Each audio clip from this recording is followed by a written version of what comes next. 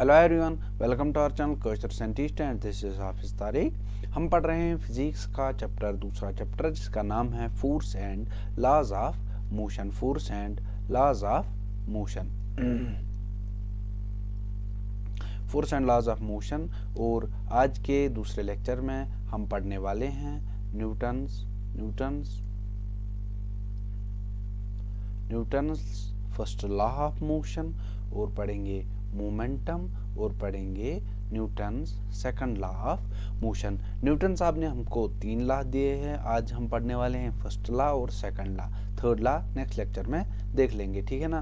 तो न्यूटन साहब ने पहला लॉ हमको क्या बोला ये बोल रहा है कि अगर कोई बॉडी रेस्ट में है, क्या है, ये बॉडी रेस्ट में है तो ये रेस्ट में ही रहेगी। क्या? रेस्ट में ही रहेगी। और अगर कोई बॉडी चल रही है, ये क्या है, चल रही है, तो ये चलती ही रहेगी, ये चलती ही रहेगी जब तक कि मैं इन दोनों पे कोई बाहर का फोर्स अप्लाई ना करूं। क्या? जब तक कि मैं इन दोनों पे कोई बाहर का फोर्स अप्लाई ना करूं। देखो, पहली बात, जब कोई चीज़ रुकी हुई है वो तो रुकी ही रहती है, ठीक है ना। जब तक कि मैं फॉर एग्जांपल यहाँ पे कोई पत्थर है, मैं जब तक उसको लात ना मारूं तब तक वो खुद नहीं चल सकता, ठीक है ना। ठीक है, तो पहला पॉइंट तो हमको समझ आ रहा है कि कोई बॉडी रुकी हुई है तो वो रुकी की रुकी ही रहती है। लेकिन जब दूसरी बात आती है कि कोई बॉडी चल रही है तो वो कैसे ही चलती रहती है, ठीक है ना। हम फॉर एग्जांपल हमने किसी बाल को फेंका तो वो आफ्टर सम टाइम रुक जाती है, ठीक है ना। वो क्यों रुक जाती है? फिर जब उस पर तो कोई फोर्स नहीं लगता, ऐसा आपको लगता है, ऐसा हमको लगता है। लेकिन जो हमने कल पढ़ा फ्रिक्शन का कंसेप्ट, फ्रिक्शन क्या बोला हमने, ये जो इंटरलॉकिंग होती है इसमें जब कोई बॉडी है वो फंस जाती है, फ्रिक्शन एयर से भी आता है, ठीक है। तो ये जब फंस जाती है तो इसकी स्पीड जो है स्लो डाउन होती है। लेकिन अगर हम स्मूथ सरफेस ले, क्या ले, अगर हम एक स्मूथ सरफेस ले जो फ्रिक्शन लेस हो, अगर हम उस पर किसी बॉडी को चलाए तो वो चलती ही रहती है, चलती ही रहती है जब तक कि मैं उस पर कोई एक्सटर्नल फोर्स अप्लाई ना करूं, ठीक है। तो क्या बोला न्यूटन साहब ने पहला लॉ? उसने बोला अगर कोई बॉडी चलती ही रहे, अगर कोई बॉडी रुकी हुई है तो वो रुकी ही रहती है, और अगर कोई बॉडी चलती है तो वो चलती ही रहती है जब तक कि उस पर कोई एक्सटर्नल फोर्स मैं अप्लाई ना करूं, जब तक कि मैं उस पर कोई एक्सटर्नल फोर्स अप्लाई ना करूं, ठीक है। तो आइए थोड़ा सा ट्राई करते हैं इसको इंग्लिश में लिखने का, क्योंकि एग्जाम में हमको इंग्लिश में ही लिखना है, ठीक है। तो हमने क्या बोला, अगर कोई बॉडी रुकी हुई रहती है तो हम बोलेंगे if a body is at rest, if a body is at rest it will remain in rest, it will remain at rest. And if a body is in motion, अगर कोई बॉडी मोशन में है, it will remain in motion, ये motion में ही रहेगी unless an external force is applied on it, जब तक कि मैं इस पर कोई एक्सटर्नल फोर्स अप्लाई ना करूं। जैसे कि हम इस वाले में देखेंगे Newton first law of motion, a body at rest. क्या बोल रहा है? A body at rest will remain at rest, एक बॉडी जो कि रेस्ट में है वो रेस्ट में ही रहेगी। And a body in motion will remain in motion, क्या रहेगी? Will continue in motion unless it is compelled, unless it is compelled by an external force to change its state of rest or motion। क्या? जब तक कि मैं इस पर कोई बाहर का एक्सटर्नल फोर्स ना लगाऊं, ठीक है। और ये क्यों हो रहा है? फॉर एग्जांपल कोई बॉडी रुकी हुई है, वो रुकी ही क्यों रहती है? जब कोई बॉडी चल रही है वो चलती ही क्यों रहती है? This is because of inertia. क्या है? This is because of inertia. Inertia क्या है? इनर्शिया ये एक प्रॉपर्टी होती है किसी भी बॉडी में। क्या होता है? किसी भी बॉडी में प्रॉपर्टी होता है जो रेजिस्ट करता है चेंज इन इट्स मोशन। क्या करता है? रेजिस्ट करता है चेंज इन इट्स मोशन, जो हमने भी पढ़ा।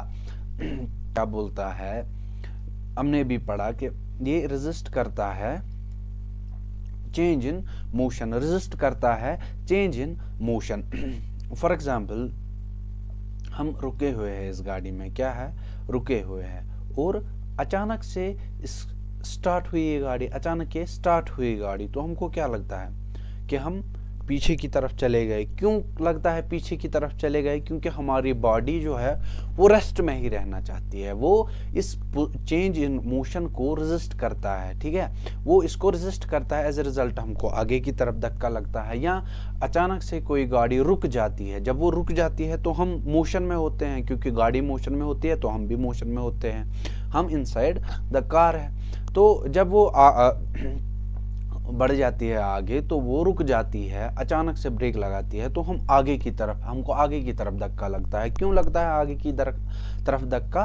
That is again due to the inertia, that is again due to the inertia, ठीक है, that is again due to the inertia. या हम ऐसे जाते हैं, फिर वो गाड़ी ऐसे मूव करती है, तो हमको ऐसा क्यों लगता है कि हम बाहर की तरफ जा रहे हैं, ठीक है ना, हम ऐसे जा रहे हैं तो हमको लगता है कि हम बाहर की तरफ जा रहे हैं। क्यों? That is because of the inertia. Inertia क्या है? वो रेजिस्ट करता है चेंज इन मोशन। क्या करता है? रेजिस्ट करता है चेंज इन मोशन। तो देखते हैं इनर्शिया क्या है? Inertia is that property of a body due to which it resists a change in its state of motion or uniform state of rest or uniform motion। क्या करता है? Change करता है, रेजिस्ट करता है इसकी change in state of rest या motion में, ठीक है। और जिस बॉडी का मूवमेंट, जिस बॉडी का इनर्शिया ज्यादा होगा तो उसको रोकने के लिए फोर्स भी ज्यादा लगेगा, या उसकी डायरेक्ट मतलब कि स्टेट ऑफ मोशन को चेंज करने के लिए हमको फोर्स भी ज्यादा लगेगा। अब इनर्शिया किसका ज्यादा होगा? फॉर एग्जांपल गाड़ी बहुत बड़ी है, ठीक है, छोटा सा पत्थर, उसका इनर्शिया छोटा होगा, ठीक है।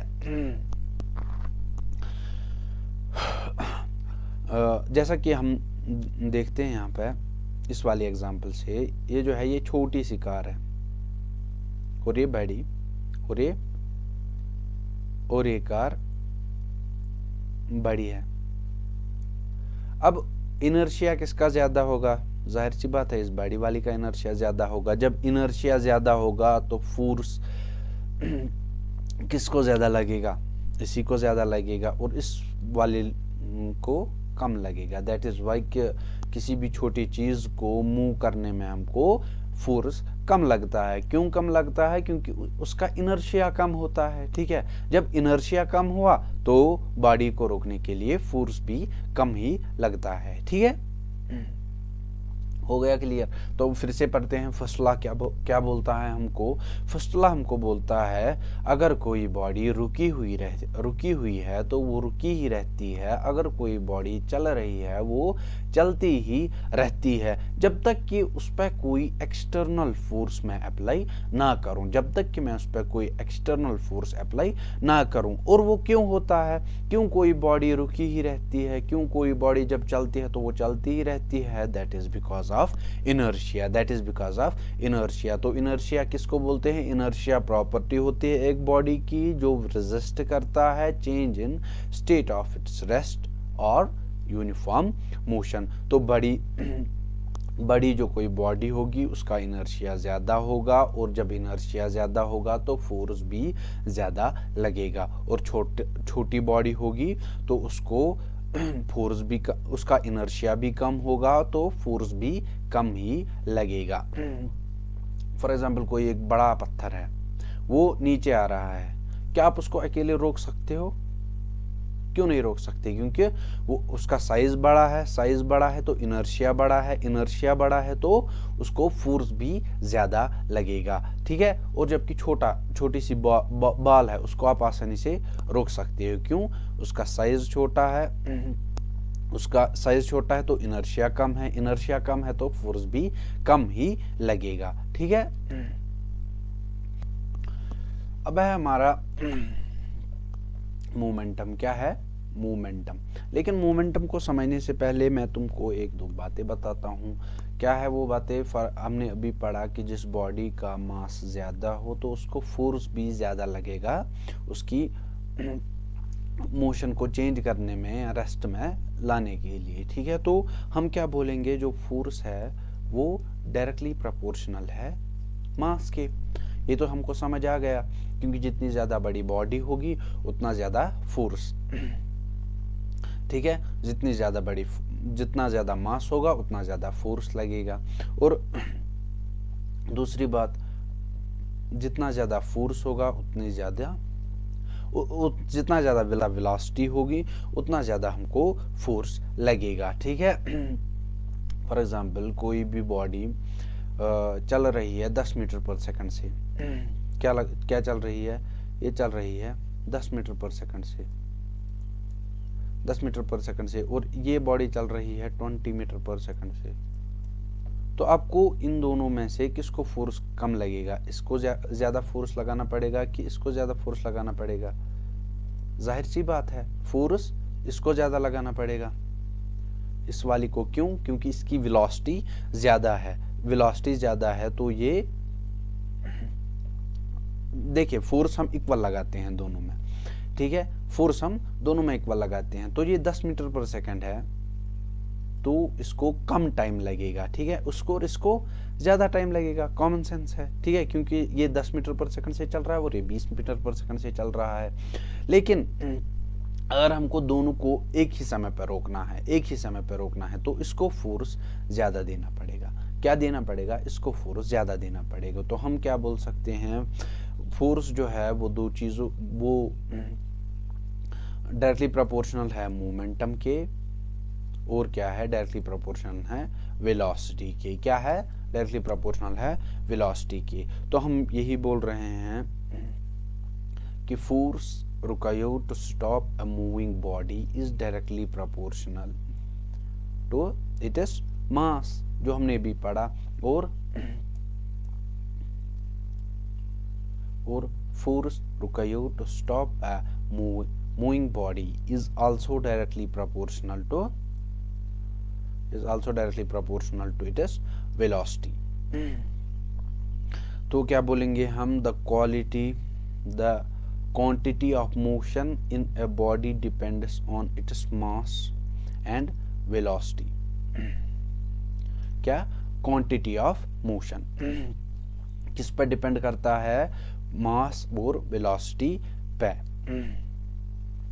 तो मोमेंटम क्या है? हम मोमेंटम को डिफाइन करते हैं product of mass into velocity. Momentum को हम पी से डिनोट करते हैं। मोमेंटम क्या बोलते हैं? Product of mass into velocity. Product of mass into velocity, ये है हमारा मोमेंटम। क्या?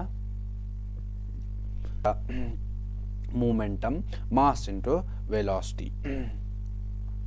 तो मोमेंटम जो है उसको हम डिनोट करते हैं, उसको हम पी से डिनोट करते हैं। तो हम क्या बोलेंगे? The momentum of a body is defined as the product of its mass and velocity। इसका मास और इसका वेलोसिटी का product P is equal to mv, mass into velocity. और जब कोई बॉडी रेस्ट में होगी तो उसकी v कितनी होगी? 0। जब v 0 होगी तो जब वेलोसिटी 0 होगी तो मोमेंटम क्या आएगा? इसका 0 आएगा। और हमने क्या बोला अभी? P is equal to m into v। Velocity क्या है? वेक्टर क्वांटिटी है। मास क्या है? स्केलर क्वांटिटी है। तो क्या होगा? ये वेक्टर क्वांटिटी। तो हम क्या बोलेंगे? Momentum is a vector quantity. Momentum एक वेक्टर क्वांटिटी है।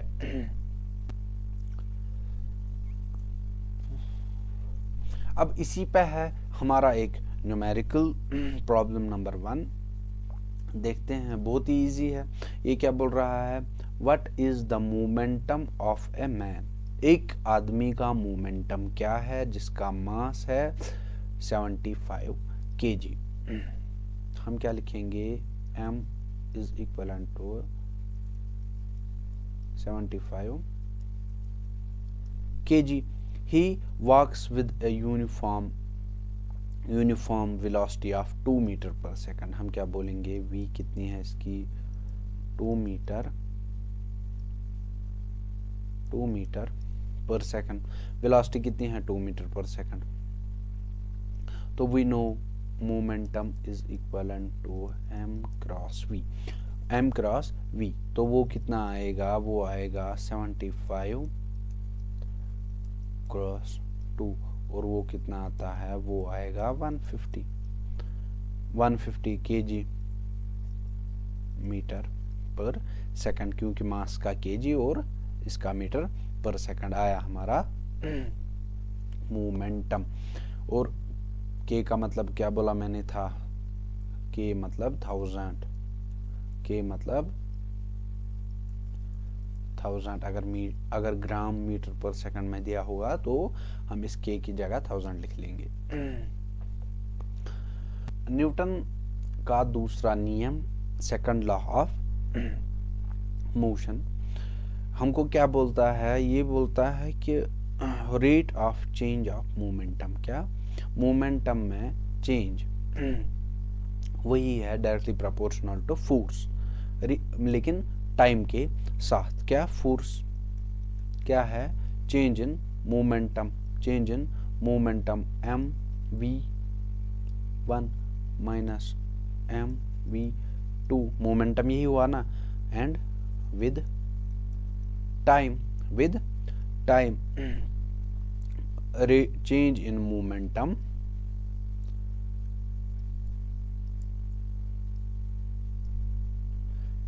Momentum with time. क्या है change in momentum with time, इसी को हम बोलते हैं Newton second law of motion. क्या, the rate of change of momentum of a body is directly proportional to the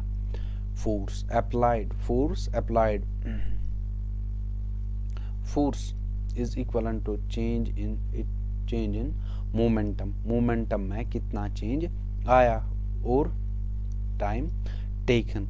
change in momentum हमने क्या पढ़ा था, m into v minus m into u, यही है ना, mv माइनस mu, क्योंकि mv क्या है फाइनल मोमेंटम और mu क्या है इनिशियल मोमेंटम क्या है mv तो f is equal to mv minus mu upon t। तो वो m, ये m और ये m कॉमन है, तो हम क्या निकालेंगे, बाहर निकालेंगे, और ये आएगा v minus you upon t। और हमने क्या पढ़ा था, v minus you upon t किसके बराबर है, दैट इज एक्सेलरेशन। तो क्यों, rate of change of velocity is acceleration. तो हम क्या बोलेंगे,